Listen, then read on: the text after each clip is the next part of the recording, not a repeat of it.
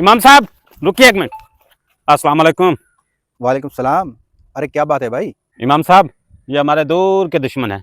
इनका काम ना काफी अरसे से बंद पड़ा है। कोई तावीज़ कर दो कि इनका काम गधे की तरह चल पड़े। इधर देखिए बेटा, नमाज कब से नहीं पढ़ी बेटा? हजरत पिछला जुमा पड़ा था तब से नहीं पड़ी। नमाज तूने 8 दिन से नहीं पढ़ी और तावीज़ लेने मेरे पास आ गया। चल इधर से। हजरत आपको कैसे शक हुआ इसने नमाज नहीं पढ़ी? शक्ल नहीं देख रही बगौड़े की? इसकी शक्ल पे तो कुतिया मूत रही है।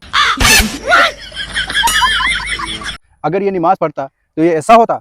ये 5 वक्त का वजू करता, नमाज पढ़ता तो इसकी शक्ल पे नूरानियत आती। इसकी शक्ल पे लांती के हिसाब से डाई बज रहे हैं।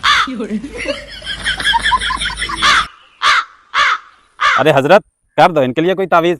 ऐसा लग रहा है इनके पीछे कोई शैतान लगा हुआ है। इसे है कोई शैतान की जरूरत? 8 दिन से इसने नमाज नहीं पढ़ी। ये तो मुझे खुद एक शैतान लग रहा है।